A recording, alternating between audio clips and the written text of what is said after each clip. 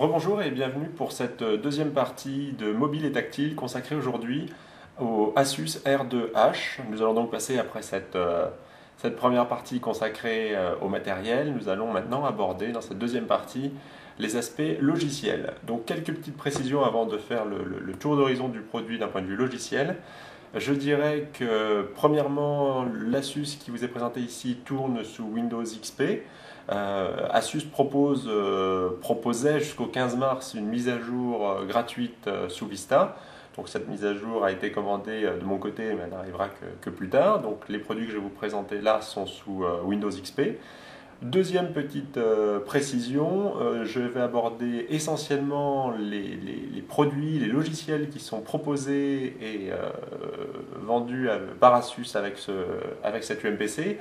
Je ferai juste une petite introduction sur Windows XP version tablette PC, mais l'essentiel de cette présentation sera consacré donc aux différents logiciels qui sont proposés par Asus avec le produit.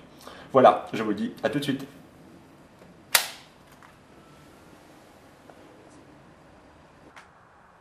Nous voici donc réunis à nouveau pour cette fois aborder les aspects logiciels proposés par ce produit, donc l'UMPC R2H d'Asus. Nous avons donc face à nous un écran qui est donc tactile. Tactile, cela veut donc dire qu'il est possible à la fois directement de bouger des éléments figurant sur l'écran à l'aide du stylet qui est fourni par Asus. Il est également possible d'écrire sur cet écran et l'UMPC reconnaît ce que nous écrivons grâce à Windows XP tablette PC. Donc une petite démonstration, un document Word. Sur ce document Word, il est possible bien évidemment d'avoir recours au clavier virtuel qui est proposé, mais également d'écrire.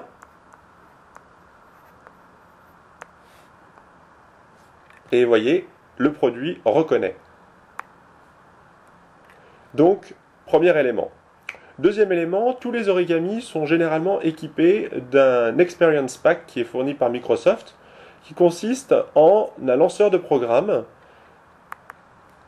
qui permet de facilement obtenir les principales fonctionnalités du produit. Se connecter à Internet, communiquer, les options d'affichage, écouter avec le lecteur Windows Media, lire, jouer, d'autres outils qui sont proposés, et le GPS par exemple. Au-delà, nous avons également des paramétrages qui sont également proposés directement sur tous les UMPC, qui sont ceux permettant d'ajuster le contraste, la luminosité, le volume, la résolution. Si nous basculons en 1024-600, ça reste exploitable, mais toutefois peu lisible, notamment lorsque l'on cherche à parcourir des pages internet. Nous rebasculons donc maintenant en 800 par 480. Bien, quels sont donc les produits qui sont proposés par Asus? Nous avons Multiframe, qui est un produit qui permet de facilement organiser son écran de travail. Un exemple, nous avons donc un document Word ouvert, et nous souhaitons en même temps ouvrir une session de l'Explorer. Grâce à Multiframe, il nous est possible d'organiser notre écran.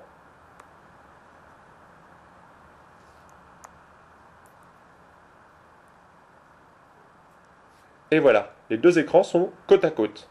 Un outil donc très sympathique.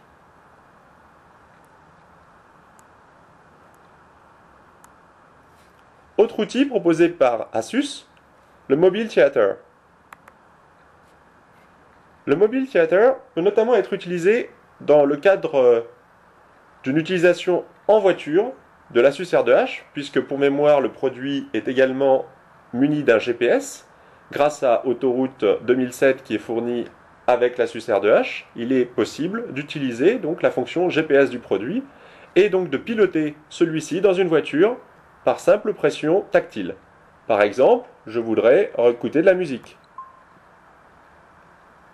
Le produit va donc chercher les différents programmes ou musique disponible sur le UMPC.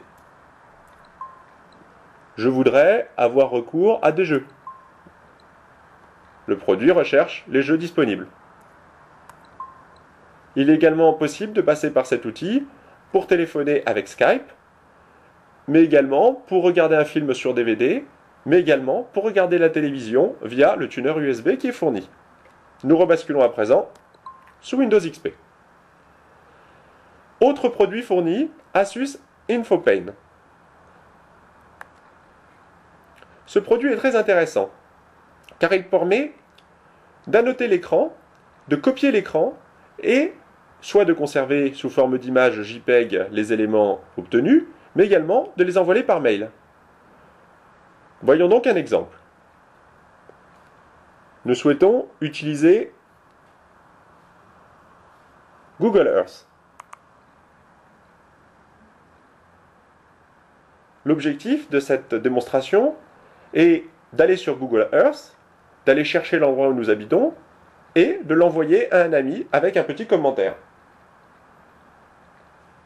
Ce travail est grandement facilité grâce à Asus InfoPane, qui permet soit de faire une copie écran, de la noter et de l'envoyer via Outlook ou tout autre produit, mais également qui permet directement dans Outlook ou Outlook Express de rédiger un mail manuscrit et de l'envoyer sous forme d'image à son correspondant. Une petite précision pendant que Google Earth se charge, nous avons ici une version optimisée de l'Asus R2H. Il est clair lors du premier démarrage du produit, on peut regretter qu'Asus n'ait pas bien paramétré celui-ci puisqu'il est très très lent. De nombreux programmes se chargent par défaut et occupent une grande partie de la mémoire qui est disponible et beaucoup de ressources du CPU. Donc pour parvenir à ce degré de fluidité, il y a un petit travail au préalable d'optimisation, je dirais, du produit. Nous voici à nouveau sur Google Earth et nous souhaitons aller à Paris.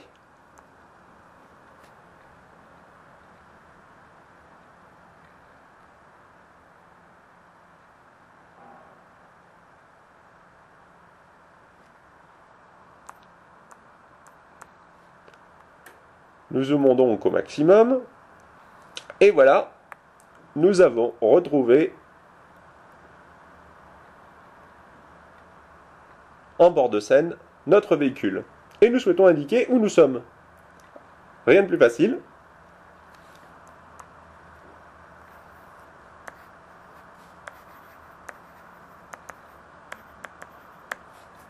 Et voilà, il ne nous reste plus qu'à envoyer par mail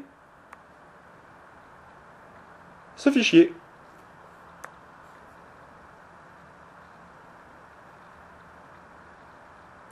Donc un outil très sympathique.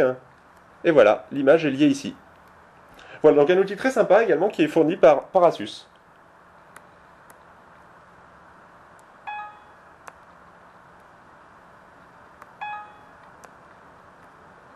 Voilà, un rapide tour d'horizon des différents produits qui sont fournis. Nous avons également un gestionnaire d'énergie,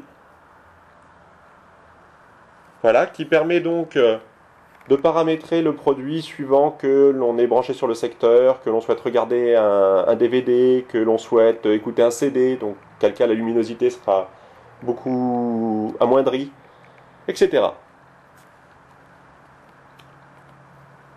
Voilà. Voilà pour ce tour d'horizon, assez succinct, je vous l'accorde, mais de ce produit qui est quand même très très sympathique et qui permet vraiment une utilisation ludique du monde de l'informatique. Encore une. Allez, à bientôt!